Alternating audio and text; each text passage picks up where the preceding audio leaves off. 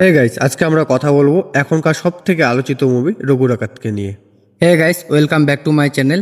আমি আছি আপনাদের সাথে দীপঙ্কর। আপনারা দেখছেন আমার YouTube channel movie fix official. তো গাইস, ভিডিওটা আপনাদের জন্য খুবই ইন্টারেস্টিং হতে চলেছে, তাই রিকোয়েস্ট করবো ভিডিওটা ফার্স্ট থেকে নিয়ে লাস্ট অবধি অবশ্যই দেখবেন এবং ভিডিওটি যদি ভালো লেগে থাকে তো অবশ্যই একটা লাইক এবং চ্যানেলটি সাবস্ক্রাইব করে পাশে থাকবে। তো চলুন শুরু করা যাক। যেদিন থেকে রঘু ডাকাতের টিজার বেরিয়েছে সেদিন থেকে দর্শকদের মধ্যে একটা ক্রেজ দেখা গেছে, আর রিলিজের পর থেকেই যেন আরও শক্তিশালী হয়েছে এই মুভিটা।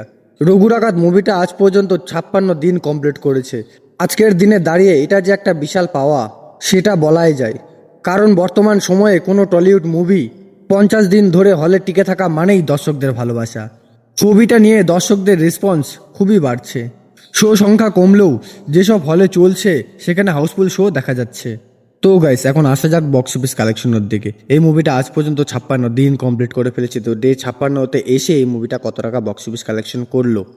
তো গাইজ, আপনাদেরকে জানিয়ে দিই এই মুভিটা বক্স অফিস কালেকশন করেছে প্রায় 10 লাখের মতো এবং এই মুভিটা গ্রস বক্স অফিস কালেকশন করেছে 16,29,00,000 টাকার মতো।